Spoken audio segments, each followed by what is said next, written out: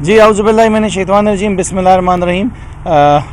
तमाम सहाफ़ी दोस्तों का आप सबका बहुत बहुत शुक्रिया। हमारे कैमरामैन आज मौजूद हैं यहाँ पे सब, और कुछ थोड़ी सी हैरानगी हमें हो रही है और हम ये देख रहे हैं कि पीडीएम के मामला जो हैं वो दिन ब दिन ख़राब होते जा रहे हैं। और जिस तरीके से ये जो पप्पा डैडी मोमेंट है, दोनों बच्चे निकले हैं अपने लूटी हुई दौलत बचाने के लिए। ये दोनों बच्चे जो निकले हैं अपने वालिद को, एक तरफ आसिफ अली जरदारी के लिए बिलावल निकले और दूसरी तरफ नवाज़ शरीफ और शहबाज शरीफ के लिए जो है वो मरियम निकली हैं। और मकसद ज़ाहिर है कि वो एक ही मकसद है कि किसी तरीके से एनआरओ लेना है।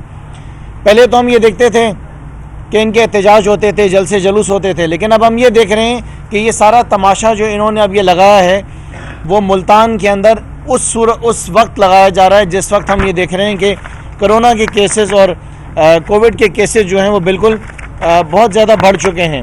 मेरी मालूमात के मुताबिक जो कल मुझे मालूम चला है, इस वक्त मुल्तान के अंदर 70% जो हैं वो आपकी हॉस्पिटल जो हैं वो ऑक्यूपाइड हो गए हैं। मुल्तान के हॉस्पिटल्स के बारे में बता रहा हूँ जो कि रिपोर्ट हमें मिली है। और उसके साथ साथ जो आईसीयू के अंदर जो बेड्स हैं वो इस वक्त मुल्तान के अंदर बिल्कुल भी अवेलेबल नहीं है। इस वक्त अगर आप रेशियो देखेंगे कोरोना का तो जाहिर है कि वो सिंध के अंदर भी है और उसके साथ साथ पंजाब में भी है। लेकिन जाहिर है कि हम ये देखते हैं कि जिन शहरों के अंदर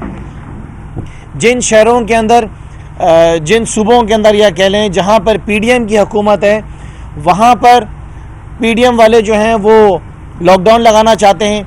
लेकिन जिस जगह हम देखते हैं जहाँ पे पाकिस्तान तहरीक इंसाफ की हुकूमत है, जहाँ पे इमरान खान की हुकूमत है, वहाँ पर मरियम को, बिलावल को और मौलाना को, इन तीनों को जलसे जुलूस करने हैं, इनको कोरोना को फैलाना है। और देखिए इनका मकसद, और पहले भी आपसे अर्ज़ किया था, जो बेसिक इनका टारगेट है वो टारगेट सिर्फ़ और सिर्फ इमरान खान है। इन्होंने इमरान खान, वज़ीर आज़म इमरान खान साहब को इन्होंने टारगेट किया हुआ है और इनकी डिमांड सिर्फ एक ही डिमांड है, वो इनका जो ख्वाब है और उनकी ख्वाहिश है कि इमरान खान के अलावा कोई और शख्स आ जाए और उसकी जगह बात कर ली जाए। पाकिस्तान तहरीक इंसाफ नहीं, पूरी पाकिस्तान की कौम जो है इस बात के ऊपर इनके साथ कभी भी आकर नहीं बैठेगी। पाकिस्तान तहरीक इंसाफ के वज़ीर आज़म इमरान खान की मकबूलियत से आज पीडीएम परेशान है। वो खौफज़दा है कि कैसे वज़ीर आज़म इमरान खान की पूरी दुनिया के अंदर इतनी मकबूलियत हो गई है, कैसे पूरी दुनिया के अंदर इनके जो इनिशिएटिव्स हैं कोविड के ऊपर, उसके ऊपर इतना सराहा जा रहा है, पूरी दुनिया के अंदर कैसे इतनी तारीफ़ें की जा रही हैं। सो ये जलसा जो ये करने जा रहे हैं मुल्तान के अंदर, इसकी हम सख्त अल्फाज के अंदर मज़म्मत करते हैं। और मज़म्मत सिर्फ ये नहीं कि पीडीएम जलसा वहाँ पे कर रही है, मज़म्मत इस बात की कि सूबे सिंध के जो वज़ीर हैं वो इस वक्त मुल्तान के अंदर मौजूद हैं। सूबे सिंध की हुकूमत के जो वज़ीर हैं वो इस वक्त मुल्तान के अंदर अफरा तफरी फैलाने की कोशिशें कर रहे हैं और अपना किरदार अदा कर रहे हैं। सूबे सिंध की आवाम का जो टैक्स पेयर्स का पैसा है वो मुल्तान के जलसों में खर्च करने की तैयारियां की जा रही हैं। और उसके साथ साथ साबिका वज़ीर आज़म के जो साहबजादे हैं वो शरपसंदी के अंदर अपना भरपूर किरदार अदा कर रहे हैं। देखें, ये हम अच्छी तरह देख चुके हैं, पूरी कौम देख चुकी कि इस वक्त पाकिस्तान के अंदर PMLN, पाकिस्तान पीपल्स पार्टी और JUIF, ये मुकम्मल तौर पर इनकी सियासत जो है वो ख़त्म हो गई है। अवाम ने इनको मुकम्मल तौर पर मुस्तरद कर दिया है। अब इनकी कोशिशें क्या हैं? पहले इनकी कोशिश थी कि ये अपनी दुकान लगाएं गिलगित बल्तिस्तान में। हमने देखा वहाँ पर इनको एक तारीख़ी हार हुई। तारीख़ी हार में क्यों कहता हूँ कि तमाम सियासी जमातें, 12 सियासी जमातों का अचार जो था वो इकट्ठा था और उनकी कोशिश ये थी कि किसी तरीके से गिलगित बल्तिस्तान वो जीते, लेकिन उनको एक तारीख़ी हार हुई और उन्होंने देखा ये। अब हम देखते हैं कि इन्होंने ये फ़ैसला किया है कि पाकिस्तान के अंदर किसी तरीके से कोरोना को फैलाना है, पाकिस्तान के अंदर किसी तरीके से पाकिस्तान की मईशत को तबाह करना है, पाकिस्तान का दुनिया के अंदर मेयार एक ऐसा ले आना है एक कि कोरोना जितना ज़्यादा से ज़्यादा फैले ताकि दुनिया भर के अंदर जो है ना हमारे ऊपर कहीं ना कहीं रुकावटें डाली दी जाएँ। ये इस वक्त टारगेट है मरियम का, ये टारगेट इस वक्त फ़र्जंद जरदारी का है और ये टारगेट इस वक्त मौलाना फजल रहमान का है कि पाकिस्तान को पीछे की तरफ धकेलना है, पाकिस्तान को कामयाबियों की तरफ रोकना है, पाकिस्तान की दुनिया के अंदर जो इतनी एक पजीराई की जा रही है, जो तारीफ़ें की जा रही हैं वज़ीर आज़म इमरान खान की, उसको रोकना है। और उसको रोकने का सबसे आसान तरीका जो इस वक्त मौजूद है पीडीएम के पास, वो कोरोना को फैलाने का है। इसके अलावा इनके पास कोई दूसरा रास्ता नहीं है। वो फर्जंदे जरदारी जो हैं वो फरमा रहे हैं कि मैं सबको दावत दे रहा हूं कि सब मुल्तान आए और मुल्तान के जलसे में भरपूर जो है तरीके से शिरकत करें। फर्जंदे जरदारी ने अपनी हमशीरा की जब मंगनी करी तो उस मंगनी के अंदर तो उन्होंने तमाम SOPs को मद्देनज़र रखते हुए उस मंगनी को मुकम्मल कराया। वहाँ पे मुख्तसर तादाद के अंदर लोगों को दावतें दी, वहाँ पे उन्होंने सबको मास्क पहनाए और सबसे बड़ी बात कि उन्होंने जितने भी जो लोग वहाँ पर आए थे उनको कहा कि वो टेस्ट लाजिम कराएं और उसके साथ साथ अपने टेस्ट का जो है वो रिपोर्ट भी साथ लेकर आएँ, ताकि दरवाजे पे देखा जाएगा कि किसी को कोरोना तो नहीं है, कोई बिलावल हाउस में कोरोना तो नहीं लेकर आ रहा है, कोई बख्तावर या बिलावल या आसिफ अली जरदारी को या बिलावल हाउस के रहने वाले लोगों को कहीं कोरोना तो नहीं लग जाएगा। तो आप देखें कि अपनों से मोहब्बत और आवाम से नफरत। अपनों से मोहब्बत किस तरह कि बिलावल हाउस की हिफाजत की गई, बिलावल हाउस की कुत्ते की भी फिक्र है इनको कि जो कुत्ते इन्होंने पाले में बिलावल हाउस में कहीं कुत्तों को कोरोना ना लग जाए, इस वजह से उन्होंने उसकी हिफाजत के लिए भी टेस्ट करवाए। लेकिन जो मुल्तान के लोग हैं, जो कराची के अंदर इन्होंने कोरोना फैलाया, जो पेशावर के अंदर इन्होंने अपनी इर्रिस्पॉन्सिबल मैं कहूँगा जो सियासतदानों ने अपनी हरकतें दिखाई, उसमें अवाम क्यों, इनको अवाम से इनको कोई गर्ज नहीं है, कोई इनको ताल्लुक़ ही नहीं है अवाम से कि अवाम को जो है उनको कोरोना लगे। और इनका जो ताल्लुक़ है, जो इनका गर्ज है, वो सिर्फ अपनी ज़ात से है कि किसी तरीके से पाकिस्तान पीपल्स पार्टी इक़्तिदार में आ जाए, किसी तरीके से ये चोरों का टोला जो है वापस इक़्तिदार के अंदर आ जाए, किसी तरीके से पाकिस्तान की मईशत को तबाह कर दिया जाए। इनका पाकिस्तान की तरक्की से कोई ताल्लुक़ नहीं है। ये पाकिस्तान की मईशत को तबाह करना चाहते हैं, जिसके अंदर सर फहरिस्त सबसे आगे आसिफ अली जरदारी, नवाज शरीफ, मरियम, इनके बच्चे सब मिलकर ये काम कर रहे हैं। चाहे वो पंजाब का सूबा हो, चाहे वो KP में हो, चाहे वो सिंध हो, हर जगह इनकी कोशिश यही है। और इस वक्त दूसरी तरफ का आलम मैं आपको बताऊं कि आज पाकिस्तान के जितनी भी बड़ी कारोबारी शख्सियात हैं, जितने भी पाकिस्तान के टॉप बिजनेसमैन हैं, वो पाकिस्तान की पॉलिसीज़ की, वज़ीर आज़म इमरान खान की पॉलिसीज़ की तारीफ़ कर रहे हैं। पाकिस्तान के अंदर चाहे वो कंस्ट्रक्शन इंडस्ट्री हो, चाहे वो स्टील इंडस्ट्री हो, चाहे वो सीमेंट इंडस्ट्री हो, चाहे वो ट्रैक्टर्स हों, चाहे वो लूम्स हों, चाहे वो टेक्सटाइल इंडस्ट्री हो, चाहे वो ऑटोमोबाइल्स की इंडस्ट्री हो, चाहे वो किसान हो, ये तमाम इंडस्ट्रीज जो हैं आज वो पाकिस्तान की सबसे ऊंची से ऊंची सतह के ऊपर हैं। पाकिस्तान की एक्सपोर्ट्स जो हैं वो आज बढ़ गई हैं। आज पाकिस्तान की जो इंपोर्ट्स हैं वो कम हो गई हैं। आज पाकिस्तान के जो खर्चे हैं वो आपके कम हो गए हैं। आज पाकिस्तान के अंदर जो आपके आमदनी है वो बढ़ गई है, आपकी आमदनी। आज पाकिस्तान के अंदर पिछले 3 महीने में हुकूमत ने 1 रुपया भी कर्ज नहीं लिया है।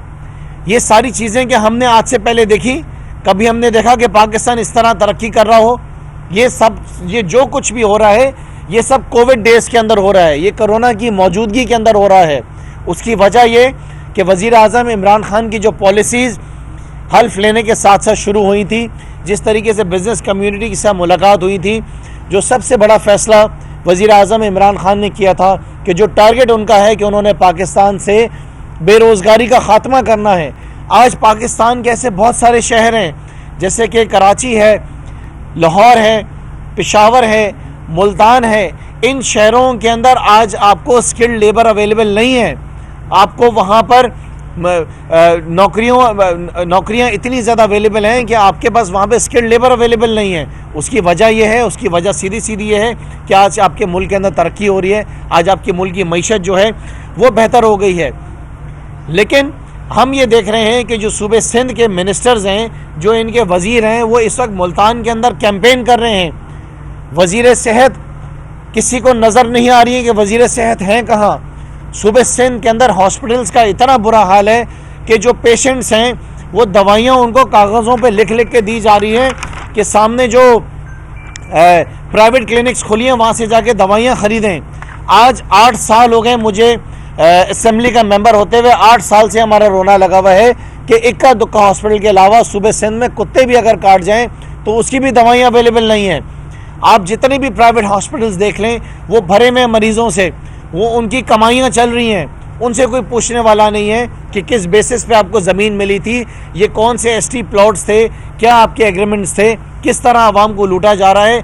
वज़ीर सेहत जो हैं उनके गुमशुदगी के जो हैं वो जगह जगह पे बैनर्स लगे हुए हैं कि वज़ीर सेहत है कहाँ। जो वज़ीर तालीम है वो साहब मुल्तान में बैठकर शरपसंदी की प्लानिंग कर रहे हैं, उधर बैठकर, वहाँ पर बैठकर यहाँ से सूबे सिंध के जो वसाइल हैं वो वहाँ पर इस्तेमाल किए जा रहे हैं। उससे पहले गिलगित बल्तिस्तान के अंदर पाकिस्तान पीपल्स पार्टी की सिंध की जो ज़िम्मेदारान हैं, जो इनके वज़ीर हैं, वो सूबे सिंध के वसाइल गिलगित बल्तिस्तान में इस्तेमाल कर रहे थे। वहाँ पे दावतें चल रही थी उनकी, सिंध गवर्नमेंट की गाड़ियाँ इस्तेमाल की जा रही थी गिलगित बल्तिस्तान के अंदर। ये इनका आलम है। और करप्शन की अगर बात करें सूबे सिंध के अंदर तो वो बिलावल जरदारी को नज़र नहीं आती है। बिलावल जरदारी अपनी सेहत के मिनिस्टर से, जो उनकी फप्पो हैं, उनसे नहीं पूछते हैं कि हेल्थ मिनिस्ट्री के अंदर इतनी करप्शन क्यों है। बिलावल जरदारी, फर्जंदे जरदारी, तुम्हें ये एहसास नहीं है कि जो तुम्हारा तालीम का वज़ीर है उससे कभी बिठा के तुमने पूछा है कि तुम्हारे स्कूलों में और कॉलेजेस के अंदर भैंसों के पाड़े बने हुए, वहाँ पे नशाई बैठ के नशे कर रहे हैं। ये स्कूलों का हाल है सूबे सिंध के अंदर। बच्चों के पास स्कूल्स के अंदर फैंस अवेलेबल नहीं है, बच्चों के पास सूबे सिंध के अंदर स्कूल्स के अंदर बाथरूम अवेलेबल नहीं है, पीने का पानी अवेलेबल नहीं है। जिन स्कूल्स के अंदर सूबे सिंध के अंदर 20 टीचर्स की जो है वो रिक्वायरमेंट है, वहाँ पे 5 जो हैं टीचर्स वहाँ पर अवेलेबल हैं। ये सूबे सिंध की तालीम का हाल है। सूबे सिंध के अंदर अगर आप इस वक्त अमन अमान की बात करें तो ये मेरे पास पूरा डेटा इस वक्त मौजूद है CPLC का, कि दिन ब दिन, हर गुजरते हुए दिन के साथ यहाँ पर सिंध के अंदर जो है वो अमन अमान के हालात ख़राब होते जा रहे हैं। यहाँ पे जो स्नैचिंग है वो बढ़ती जा रही है, यहाँ पे चोरियाँ बढ़ती जा रही हैं, सूबे सिंध के अंदर डकैतियाँ जो हैं वो बढ़ती जा रही हैं, वारदातें दिन ब दिन बढ़ती जा रही हैं। डिफेंस जैसे इलाके, क्लिफ्टन जैसे इलाके, सदर जैसे इलाके, बंस रोड जैसे इलाके, डिस्ट्रिक्ट सेंट्रल हो गया, डिस्ट्रिक्ट मलिर हो गया, डिस्ट्रिक्ट वेस्ट हो गया, हैदराबाद हो गया, सखर हो गया, लाड़काना हो गया, ये सारा डेटा मेरे पास मौजूद है जो मैं मीडिया से शेयर करूँगा। जिसके अंदर 4 व्हीलर स्नैचिंग की अगर आप बात करें, इसमें 4 व्हीलर थेफ्ट की अगर बात करें, इसके अंदर आप किडनैपिंग फॉर रैंसम की बात करें, एग्जॉशन की बात करें, इसके अंदर डकैतियों की बात करें, ये पूरी हमारे पास लिस्ट इनकी जो है परफॉर्मेंस की हमारे सामने मौजूद है। और ये इनके जो वज़ीर हैं वो मुल्तान के अंदर बैठकर कैंपेनिंग कर रहे हैं, जलसों की तैयारी कर रहे हैं। हमारी यहाँ पे वुमेन विंग की प्रेसिडेंट बता रही है कि इनके स्कूलों के अंदर गधे बने हुए हैं। सईद गनी के स्कूल्स के अंदर, जिसके ये वज़ीर हैं, वहाँ पे गधे जो हैं बांध कर रखे हुए हैं। इसी तरीके से पाकिस्तान पीपल्स पार्टी की सूबे सिंध के अंदर अगर आप परफॉर्मेंस देख लें, वो दिन ब दिन नीचे जाती जा रही है। कौन सा डिपार्टमेंट ऐसा है सूबे सिंध के अंदर जहाँ पे करप्शन नहीं हो रही है? अरबों रुपए की करप्शन है, अरबों रुपए की करप्शन। अगर आप ऑडिटर जनरल ऑफ पाकिस्तान की किताबें खोलें तो उसके अंदर आपको ज़कात के अंदर भी बेज़ाब्तियाँ नज़र आएंगी। ज़कात के डिपार्टमेंट में यह है पाकिस्तान पीपल्स पार्टी का असल चेहरा। और ये आसिफ अली जरदारी की जो है ये तरबियत है अपने मिनिस्टर्स को, अपने वर्कर्स को, कि मुल्क का पैसा लूटो, जितना लूट सकते हो, कोरोना फैलाओ जितना फैला सकते हो, क्योंकि जब कोरोना फैलेगा तो जाहिर है कि कोरोना जब तक फैलेगा नहीं तो मुल्क के अंदर परेशानी कैसे आएगी, मईशत कैसे नीचे नहीं जाएगी। ये इनका सिर्फ और सिर्फ टारगेट है। वज़ीर आज़म इमरान खान की अगर आप फॉरेन पॉलिसी की भी इस वक्त अगर बात करें तो पाकिस्तान के रिलेशंस कभी भी इतने अच्छे जो हैं वो ईरान के साथ नहीं थे, कभी भी ऐसे रिलेशंस पाकिस्तान के अफगानिस्तान के साथ नहीं थे, ना तो कभी UAE के साथ आपके ऐसे रिलेशन थे, ना आपके सऊदी अरब के साथ ऐसे रिलेशन थे। मलेशिया हो गया, इंडोनेशिया हो गया, आपके दौरों के अंदर तो हालात ये थे कि आप जो हैं आपके ऊपर तो डू मोर के अलावा जो है वो कोई दूसरी बात की नहीं जाती थी। जो किताब बैरक ओबामा की इस वक्त छपी है उसके अंदर पढ़ लें, अपने करतूत पढ़ लें कि उस वक्त आपके क्या हालात थे जब यहाँ पर ऑपरेशन हुआ था उसामा बिन लादेन का। तो उसके बाद आसिफ अली जरदारी ने अपनी क्या स्टेटमेंट दी थी, ये मुल्क के वफादार नहीं हैं, ये मुल्क के गद्दार हैं। ये तीनों गद्दार हैं इस वक्त जो PDM के स्टेज को लीड कर रहे हैं, ये तीनों के तीनों गद्दार हैं। इनको इनके खिलाफ गद्दारी के केस चलने चाहिए। उसकी वजह यह कि मुल्क इस वक्त तरक्की कर रहा है, मुल्क इस वक्त आगे निकल रहा है, मुल्क की फॉरेन पॉलिसी बेहतर हो रही है, मुल्क के अंदर कोरोना के केसेस बढ़ रहे हैं और ये तीनों गद्दार मुल्क के साथ बैठकर यहाँ पे गद्दारी इस तरीके से कर रहे हैं कि मुल्क के अंदर कोरोना के केसेस फैल रहे हैं। मैं डिमांड करता हूँ पंजाब हुकूमत से कि मुल्तान के अंदर ये 12 सियासी जमातों के जितने भी इनके अमीर हैं, इन सब के खिलाफ FIR कटें, इनके खिलाफ केसेस किए जाएं, आवाम को ना पकड़ा जाए। आवाम को जो है, जो बेचारी मासूम आवाम है जिनको ये 300 रुपये, 400 रुपये, 500 रुपये बांट कर लेकर आ रहे हैं, वो तो गरीब हैं बेचारे। वो तो इनके जलसों में इस वजह से आ रहे हैं कि जैसे उनकी दिहाड़ी है, एक अपनी दिहाड़ी मारने के लिए। हमने खुद देखा कि किस तरीके से पेशावर के जलसे के अंदर सुजुकी भरी हुई थी और 500 के नोट बांटे जा रहे थे। सो जो इनके जिम्मेदारान हैं, जो इनके लीडर्स हैं, उन सबको जेलों के अंदर डालना चाहिए। ये मुल्क के गद्दार हैं, ये मुल्क के साथ गद्दारी कर रहे हैं, मुल्क को नुकसान पहुंचा रहे हैं, मुल्क की मईशत को नुकसान पहुंचा रहे हैं, अवाम की सेहत को नुकसान पहुंचा रहे हैं और इनकी अपनी जो परफॉर्मेंस है इनके अपने सूबों के अंदर, वो मैंने आपको बता दी है। जहाँ पे कश्मीर में इनकी हुकूमत है वहाँ पे लॉकडाउन लगाते हैं, जहाँ सूबे सिंध के अंदर इनकी हुकूमत है। आज सुबह मैं पढ़ रहा था कि हैदराबाद के अंदर शादी के टाइमिंग्स भी इन्होंने तब्दील कर दिए हैं। बोला जो शादियाँ होनी है सुबह 11 से 3 के दरमियान होए, क्योंकि कोरोना के केसेस बहुत बढ़ रहे हैं। तो बेशर्मी का आलम यह है कि आपके तो कॉल और फेल के अंदर तजाद है। आप एक तरफ कहते हैं कि कोरोना फैल रहा है, यहाँ पे लॉकडाउन हो कराची के अंदर, बाकी शहरों के अंदर, और दूसरी तरफ मुल्तान के अंदर आप बसें भर रहे हैं और लोगों को बाहर निकाल रहे हैं। मैं वंस अगेन पाकिस्तान के अंदर जो सिर्फ इस वक्त जो सबसे बड़ी 3 चीज़ें जो हैं, जो मैं आपको हाईलाइट करना चाहूँगा। एक तरफ तो इन नालायकियों की मैंने नालायकी बता दी है और इनके नालायकी आला सूबे सिंध के, उनके बारे में मैंने आपको बताया कि किस तरह सूबे सिंध के अंदर तमाम डिपार्टमेंट इस वक्त तबाहली का शिकार हैं। उसके साथ साथ पाकिस्तान के अंदर जो सबसे 3 बड़ी चीज़ें इस वक्त हैं वो ये हैं कि आपकी आमदनी जो है वो इस वक्त भर चुकी है आपके ख़र्चों से। 3 महीने से पाकिस्तान की हुकूमत ने 1 रुपया भी कर्ज नहीं लिया है। और तीसरी सबसे बड़ी बात कि आपके इस वक्त एक्सपोर्ट जो हैं वो इंपोर्ट से बहुत ज़्यादा बढ़ चुके हैं। पाकिस्तान इंशाअल्लाह ताला इसी तरीके से तरक्की करता रहेगा वज़ीर आज़म इमरान खान के साथ। ये चाहे कुछ भी कर लें, इनको NRO नहीं मिलेगा। इनकी सुबह शाम ज़िद यही है। इनके राब्ते जब हमारे बड़ों से होते हैं तो वो एक ही बात कहते हैं कि बिलावल की जो डिमांड है NRO की वो मान ली जाए, जो मरियम की डिमांड है NRO की वो मान ली जाए। जलसे भी ख़त्म हो जाएंगे, जलूस भी ख़त्म हो जाएंगे, कोरोना का फैलाव भी ख़त्म हो जाएगा, मुल्क भी तरक्की करेगा, सिर्फ़ और सिर्फ NRO मान लिया जाए। अगर पाकिस्तान की कौम तैयार है इन चोरों को NRO देने के लिए, इन गद्दारों को NRO देने के लिए, तो बहुत अच्छी बात है। लेकिन ये सिर्फ आपका ख्याल है। आज पाकिस्तान की पूरी कौम सिर्फ एक बात चाहती है इमरान खान से। वो चाहती है कि जिस बेसिस पे इमरान खान को आज वज़ीर आज़म पाकिस्तान की कौम ने बनाया कि जो पैसा लूटा हुआ है वो वापस लेकर आना है, जिन्होंने मुल्क को लूटा है उनको जेलों के अंदर डालना है, और सबसे मोस्ट इम्पॉर्टेंट चीज़ कि पाकिस्तान के अंदर करप्शन का खात्मा करना है। पाकिस्तान तहरीक इंसाफ अपने स्लोगन के ऊपर, अपने इस विजन, अपने इस मिशन के ऊपर खड़ी हुई है और इंशाअल्लाह ताला लूटा हुआ पैसा भी वापस आएगा। हमें अपनी अदालतों के ऊपर, हमें अपने ऑनरेबल जजेस के ऊपर पूरा यकीन है, हमें पूरा भरोसा है। आज पाकिस्तान की पूरी कौम अपने जजेस की तरफ देख रही है, आज पाकिस्तान की पूरी कौम अपनी अदालतों की तरफ देख रही है कि उनको, पाकिस्तान की कौम को जल्द से जल्द इंसाफ मिले। इन लोगों ने जो मुल्क का पैसा लूटा है, जो इन्होंने पनामा के अंदर अपनी, जो पनामा में जो रिवील हुआ था कि जिस तरह वो फरमाती थी नानी अम्मा कि पाकिस्तान से बाहर क्या, मेरी तो पाकिस्तान के अंदर भी कोई दौलत नहीं है, और जिस तरीके से वो जरदारी फरमाते थे कि नवाज शरीफ जो है वो कौमी चोर है, ये हारियों का चोर है, और इसको अगर माफ़ कर दिया तो अल्लाह भी हमें माफ़ नहीं करेगा। तो फिर आज मैं ये कहता हूँ कि हमारी आज जो कौम है पूरी, वो अपने जजेस की तरफ, अपने ऑनरेबल जजेस की तरफ निगाहें बांधे बैठी हुई है कि उनको इंसाफ मिलेगा।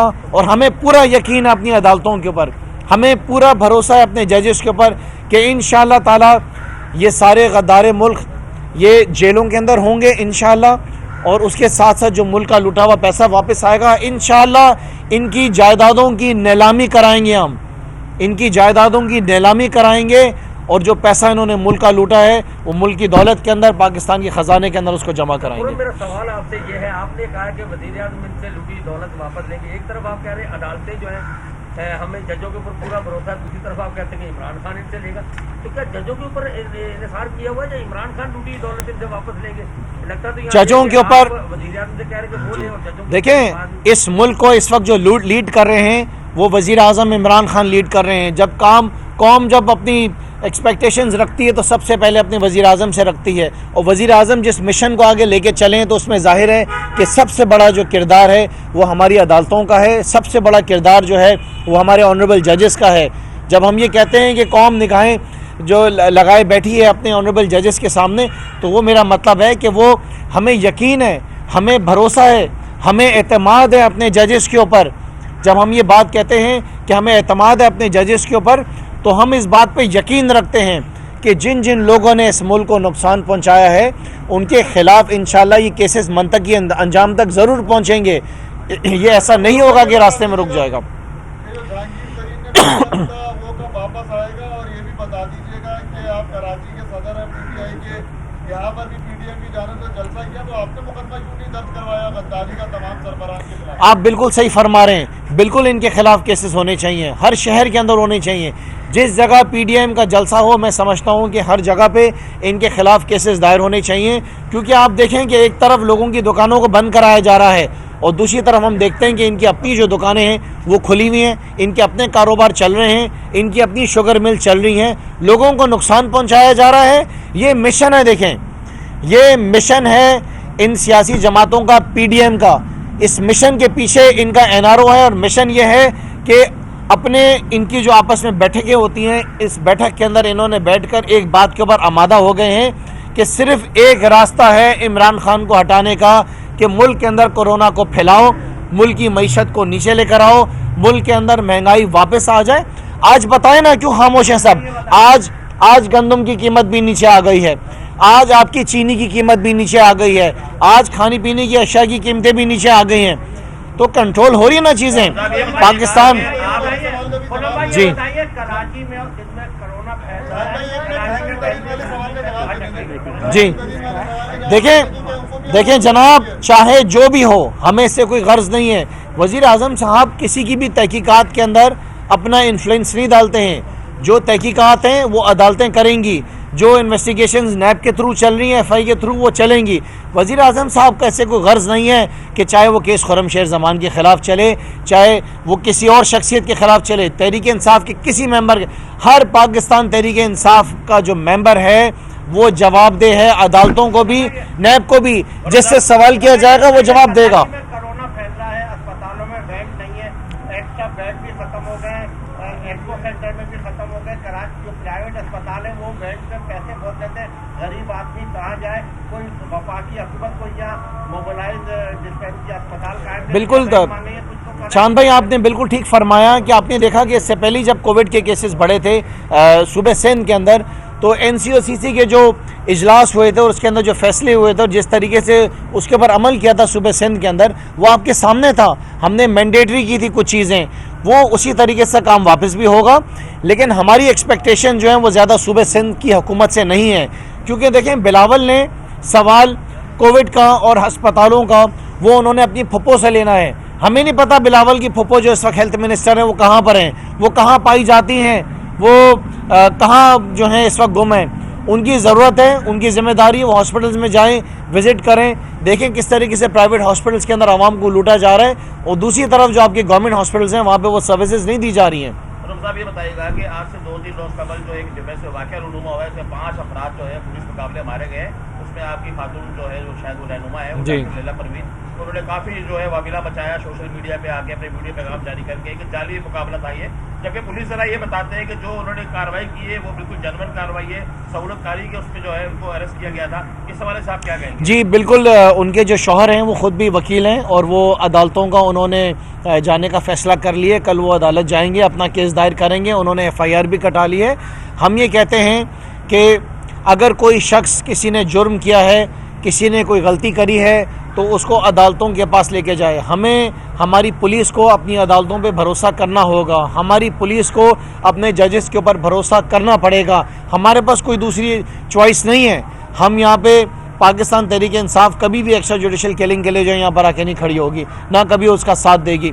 हम हमेशा ये कहते हैं कि हमने अपनी अदालतों पे भरोसा करना है, हमने अपनी जजेस पे भरोसा करना है, और जो भी जुर्म करने वाला शख्स है, अगर किसी ने कुछ किया तो उसको अदालतों के सामने खड़ा करें।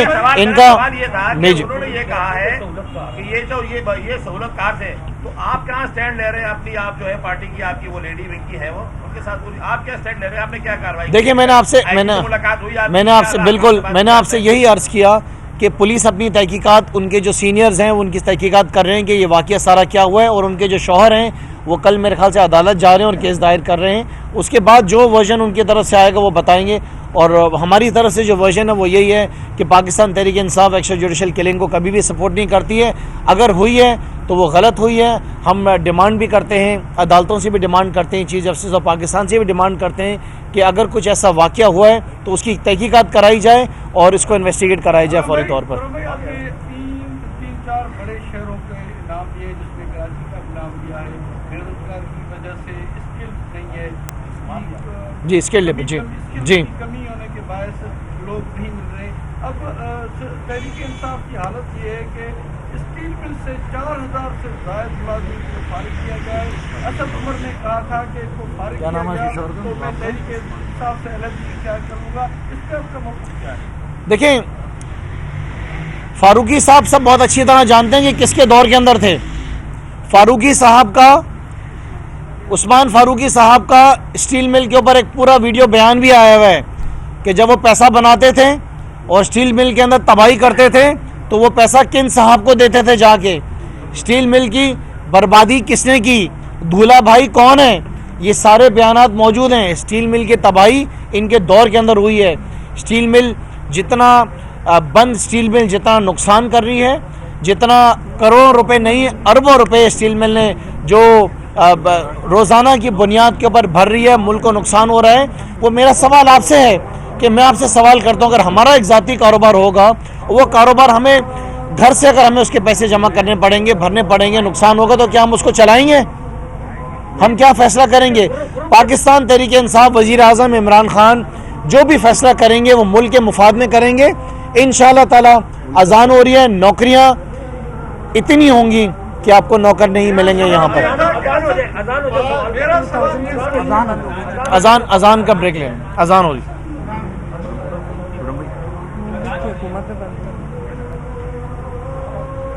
करंट अकाउंट पहली दफा जो है वो प्लस में गया है 17 साल से। करंट अकाउंट भी, रेमिटेंसेस भी, और क्या चीज़ थी? क्या होगा?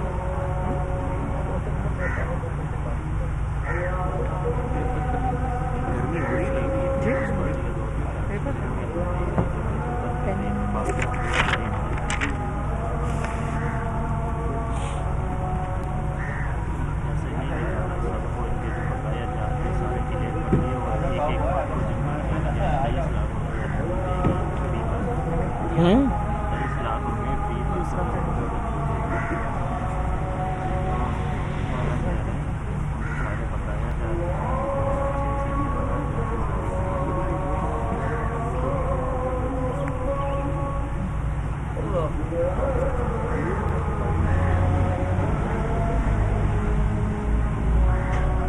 जी दाला साहब, मेरा सवाल ये था कि असद उमर का वीडियो मौजूद है, उसने वहाँ पे मौजूद जलसे में तमाम मुलाजमीन को कहा है कि अगर आपको फारिग किया जाएगा तो मैं तहरीक इंसाफ छोड़ दूंगा। स्पेशली ये जवाब दें कि असद उमर के इस बयान को आप किस नज़र से? नहीं, देखें, ये असद साहब का जो जवाब, जो बयान का जवाब है वो असद साहब खुद देंगे, उनके बयान का जवाब मैं नहीं दे सकता हूँ। लेकिन मैं आपसे सिर्फ इतना कहना चाहूँगा कि जितने भी मुलाजमीन हैं उनके जितने बकाया जाते हैं वो सब दिए जाएंगे। उसके साथ साथ देखें, पिछले 10-12 साल से इनको इनकी पेंशन्स नहीं मिल रही थी। अरबों रुपए जो हैं पिछले दिनों वो रिलीज़ किए गए हैं और इनकी सारी पेंशन स्टील मिल की जो हैं उनके तमाम मुलाजमीन को दी गई है। 12 साल से तो किसी को एहसास नहीं हुआ, ना नवाज शरीफ की हुकूमत को एहसास हुआ, ना आसिफ अली जरदारी की हुकूमत को जो है वो एहसास हुआ। इन दोनों ने तो फिक्र नहीं करी कि स्टील मिल के जितने भी पेंशनर्स हैं उनको पैसे दिए जाएँ। अपनी इस उम्र के अंदर वो किस तरह वक्त गुजारेंगे। लिहाजा कोई भी ऐसा फ़ैसला जो मुल्क के मुफाद के अंदर होगा वो फैसला किया जाएगा। मुल्क को आगे लेके जाना है, मुल्क को पीछे नहीं लेके जाना है। स्टील मिल की जो बर्बादी है वो आसिफ अली जरदारी के दौर के अंदर हुई। स्टील मिल की जो तबाही है वो आसिफ अली जरदारी के दौर के अंदर हुई। स्टील मिल को जिस तरह प्लानिंग के साथ तबाह किया गया वो इनके दौर के अंदर हुई। हमारे दौर में जो जितनी भी चलती हुई, आपके सामने पीआईए का एग्जाम्पल है, आप देखें पीआईए को कहाँ लेके जा चुके हैं। लेकिन स्टील मिल का तो हाल इन्होंने ऐसा किया है कि उसको निचोड़ लिया, पूरी तरह अच्छी तरह निचोड़ा है। जितना माल निकाल सकते थे वहाँ से माल निकाला है। ये बताइएगा, उन्होंने माल निकाला, आप लोग ने लोग निकाल दिए। आसिफ अली जरदारी की सजा जो है वो आप लोग ने 4000 से ज्यादा मुलाजमीन को दे दी। सदर पाकिस्तान आरिफ अलवी और अली मादल शेख जाकर जब स्टील मिल में बातें करते थे तो क्या उनको ये नहीं पता था कि स्टील मिल जो है वो किन मसाइल से दो चार है? इतने बड़े बड़े वादे और दावे क्यों किए थे? जी आप ठीक कह रहे हैं, आपकी बात बिल्कुल ठीक है, लेकिन मैंने आपको जवाब दे दिया है कि जो फैसले होंगे मुल्क के मुफाद में होंगे। अगर मुल्क को कहीं नुकसान कोई डिपार्टमेंट पहुंचा रहा है हमने उसकी फिक्र करनी है। हाँ, ये मत भूला जाए कि जो मुलाजमीन है उनकी प्रायोरिटी के ऊपर फिक्र करनी है कि उनको क्या पैकेज दिया जाएगा, उनको क्या किस तरीके से कॉम्पेंसेट किया जाएगा, उनको नौकरियां कहाँ दी जाएंगी, ये सबसे अहम चीज़ है। इसको अहमियत पर रखा जाएगा जिस तरह आपने फरमाया। बात सुने, आप कह रहे हैं कि मुल्क के मुफाद में फैसले किए जाएंगे, आवाम दरबदर हो रही है, महंगाई का तूफान जो है वो आ चुका है, तो जो अद्वियात है गली की दस्तरस से बाहर है। स्टील मिल के लिए 4000 बंदे निकाले जा रहे हैं, 3000 की प्लानिंग पीआईए की तैयार हो चुकी है कि सारे बंदे फारिग हो जाएंगे तो काम कौन करेगा? देखिए मुल्क के अंदर के लिए मैं आपको बताता हूँ, आप सुनिए ज़रा।